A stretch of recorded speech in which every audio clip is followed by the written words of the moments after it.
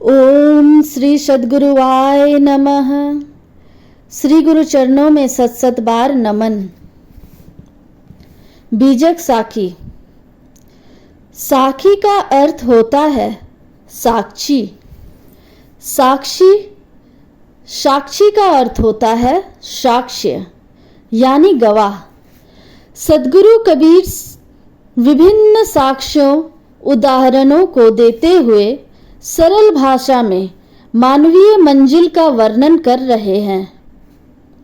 पहली साखी में सद्गुरु जीवन मुक्ति के महामंत्र डंके की चोट से उद्घोष करते हुए कहते हैं, जहिया जन्म मुक्ता होता तहिया होता न कोय, छठी तुम्हारी जौ जगा तू कह चला बिगोय।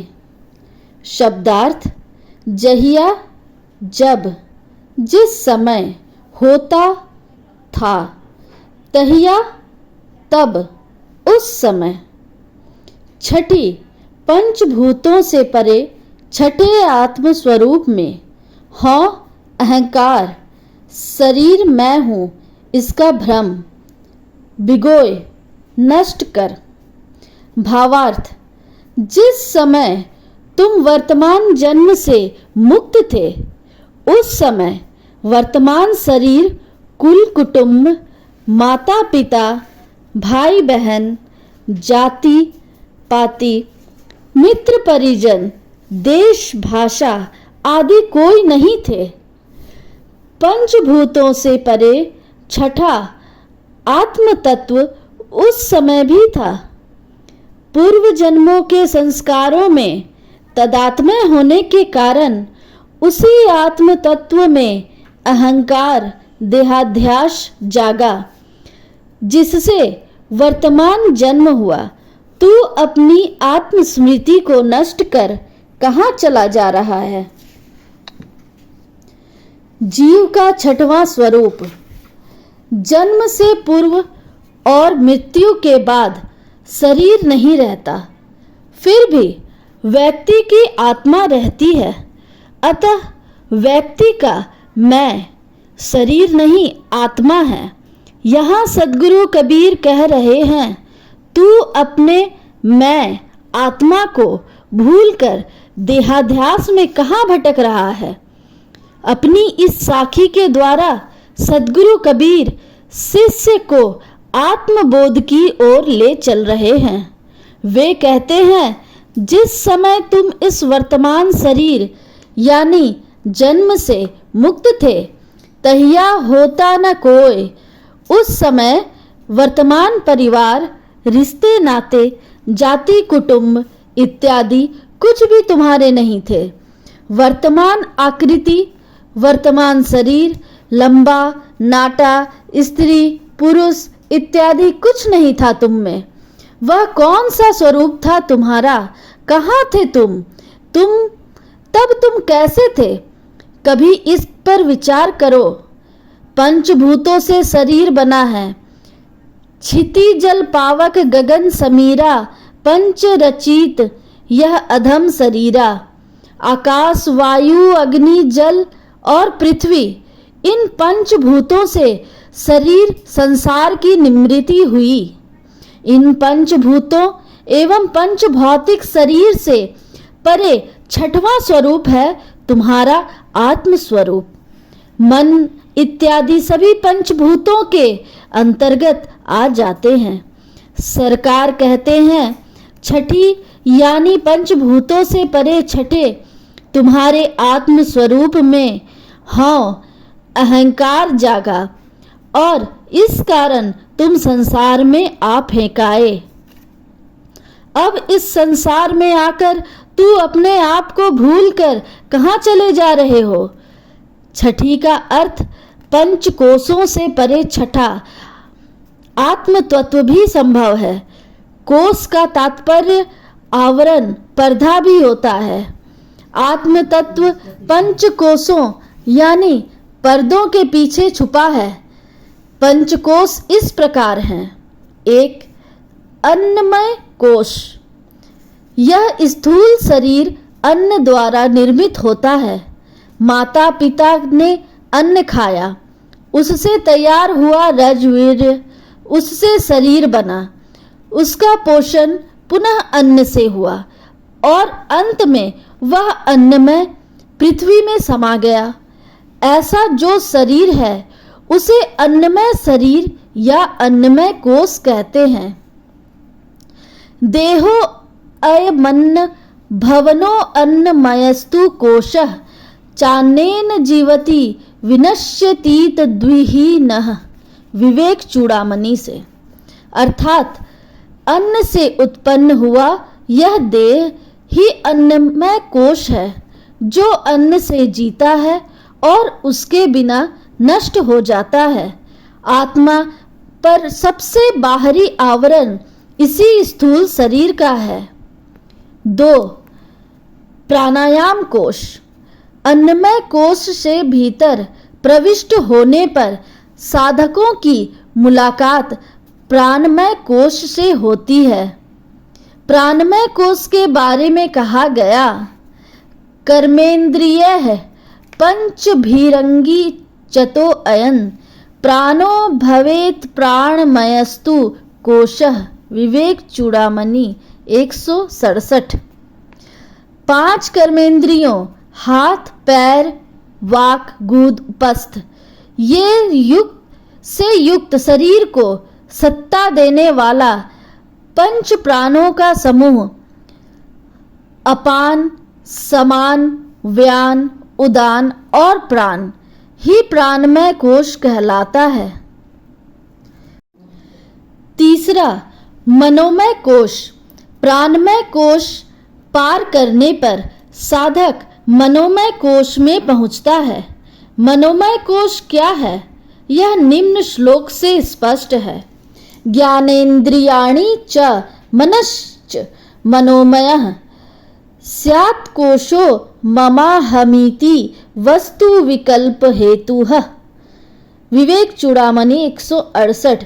ज्ञानेन्द्रियां नेत्र, घ्राण, जिह्वा, कान, त्वचा और मन ही मैं और मेरा आदि विकल्पों का हेतु मनोमय कोश है। यह मनोमय कोश अन्य सभी कोशों से बलवान है। इसमें तरह तरह के संकल्प, विकल्प, वासनाएं, इच्छाएं, संस्कार इत्यादि भरे पड़े होते हैं। यह अज्ञान काल में मलिन और चंचल होता है। इसे स्वच्छ एवं एकाग्र कर लेना आत्म साक्षात्कार को प्राप्त कर लेने की बहुत ही सुदृढ़ नींव है। 4. विज्ञानमय कोश।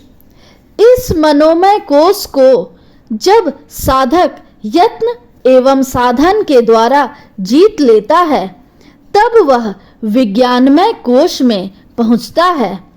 विज्ञानमय कोश का लक्षण निम्न श्लोकों से परिलक्षित है। बुद्धिर बुद्धि इंद्रियः साधन सवृत्ति कर्ति लक्षणं विज्ञानमय कोशः स्यात् पुंसः संसार कारणम।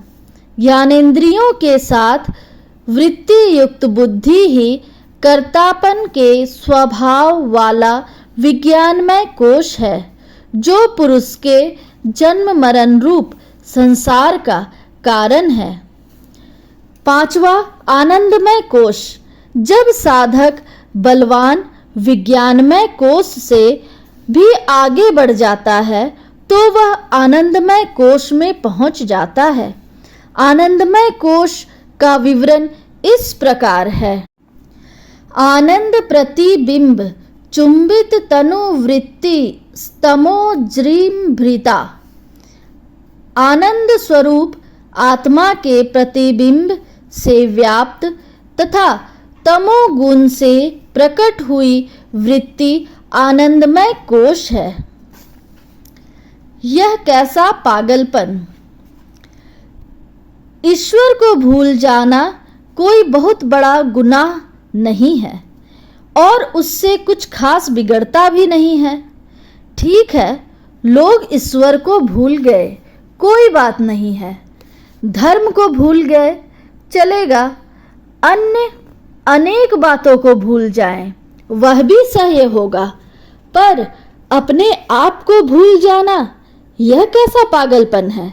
सदगुरु कबीर साहब कहते हैं कि तुम अपने आप को भूलकर कहाँ जा रहे हो। जिस दिन आप अपने आप को जानने लग जाते हैं, उस दिन ईश्वर को जानना बाकी नहीं रह जाता। अपने आप का बोध होना, यही तो धर्म की चरम मंजिल है।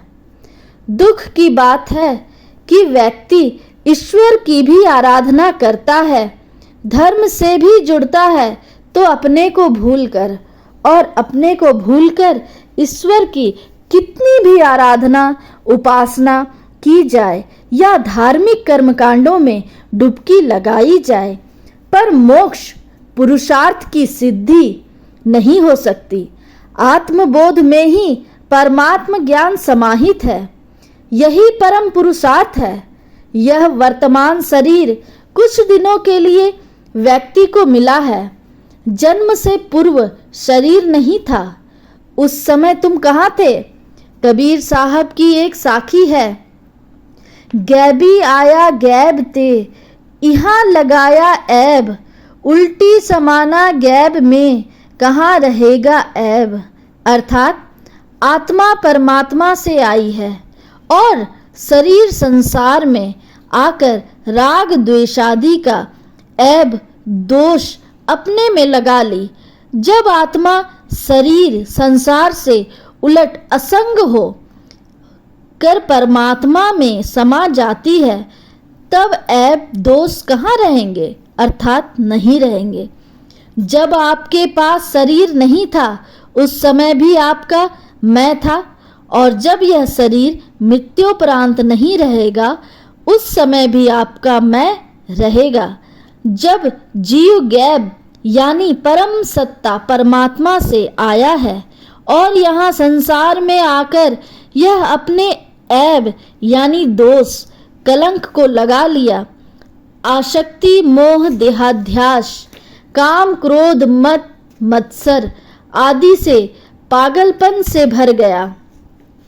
सरकार कहते हैं, यदि यह जीव शरीर और संसार से उलटकर अपने आप में समा जाए तो उसका सारा ऐब छूट जाए।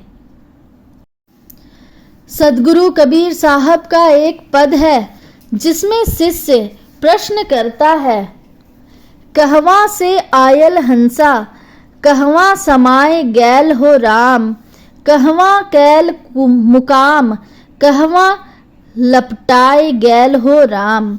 अर्थात हे गुरुदेव, यह हंस जीवात्मा कहाँ से आया है और आकर कहाँ समा गया, कहाँ मुकाम किया और कहाँ लिपटाए गया।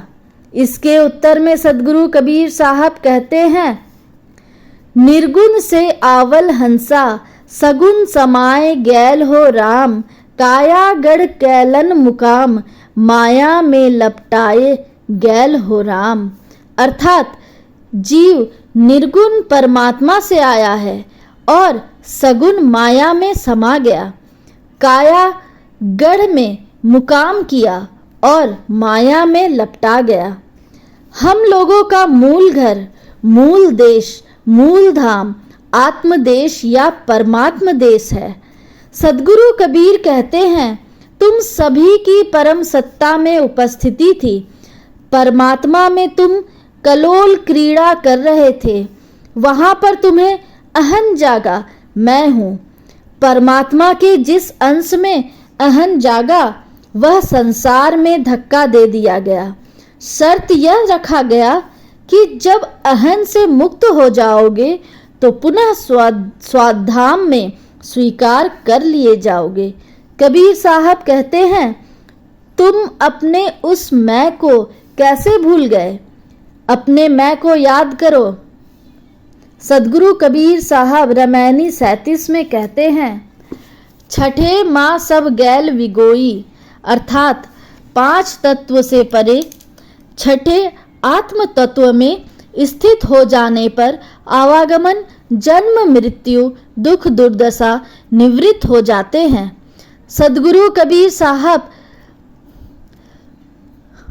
52वीं रमैनी में कहते हैं, छठे माह दरस सो पावे, अर्थात जो परमात्म दर्शन का इच्छुक है वह पंच तत्व निर्मित शरीर से परे छठे अपने स्वरूप आत्म तत्व में दर्शन पा सकता है।